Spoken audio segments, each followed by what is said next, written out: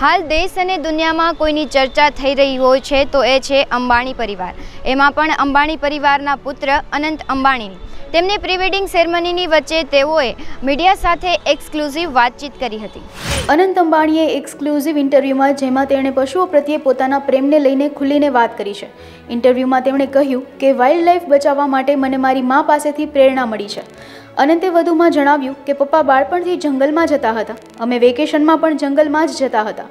અમને wild life પ્રત્યે ખૂબ જ પ્રેમ છે. ખરેખર વાઇલ્ડ લાઈફ બચાવવા માટે મને મારી મા પાસેથી પ્રેરણા મળી છે. મારી માએ બાળપણથી જ શીખવ્યું હતું કે કેવી રીતે પશુઓની સેવા કરવી જોઈએ. સૌ કોઈ જાણે છે કે જામનગર રિલાયન્સમાં દુનિયાનું સૌથી મોટું એનિમલ રેસ્ક્યુ સેન્ટર બનાવવામાં આવ્યું છે અને ત્યાં વિશ્વભરમાંથી પ્રાણીઓ અને પક્ષીઓને લાવવામાં આવ્યા છે, કારણ કે અનંત અંબાણીએ પ્રાણીઓ પ્રત્યેનો ખૂબ જ શોખ છે, જે રેસ્ક્યુ સેન્ટર બનાવાયું છે. પહેલા તો બધાને જય શ્રી કૃષ્ણ. આજે તમે બધા અહીંયા આવ્યા હતા ઉપસ્થિત એના માટે બહુ બહુ આભાર.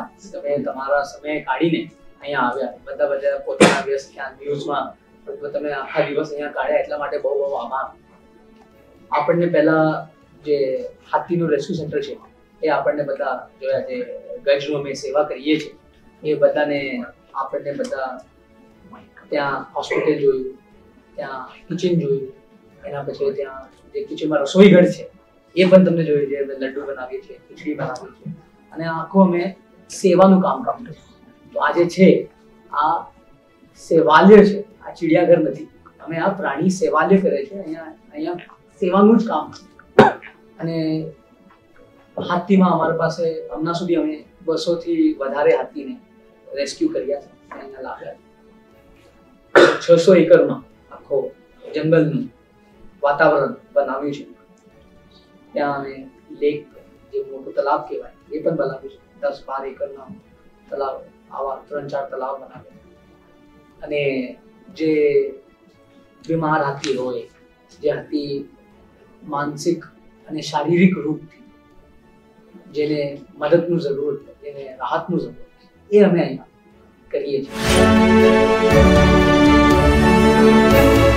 પશુઓ માટે રેસ્ક્યુ સેન્ટર વનતારામાં 6 સર્જરી સેન્ટર છે.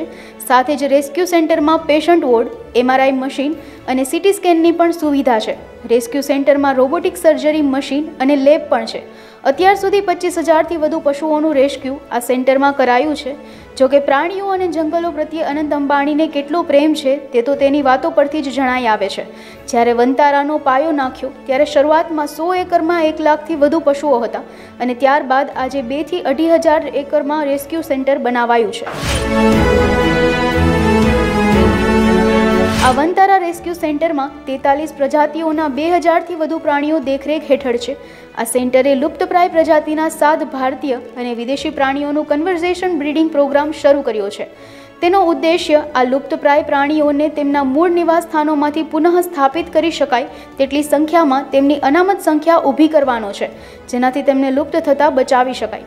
આજે વનતારા ઇકોસિસ્ટમે 200 હાથીઓ, 300થી વધુ ચિત્તા, વાઘ, સિંહ, જગુઆર વગેરે 300થી વધુ શાકાહારી પ્રાણીઓ જેમ કે હરણ અને 1200થી વધુ સરીસૃપ જેમ કે મગર, સાપ અને કાચબા માટે જીવન અને આશાનો સંચાર કર્યો છે. અહીં અનંત અંબાણીએ કહ્યું છે કે કેવી રીતે પશુ પક્ષીઓની સારવાર થાય છે તે અંગે પણ ખૂબ સુંદર માહિતી આપી.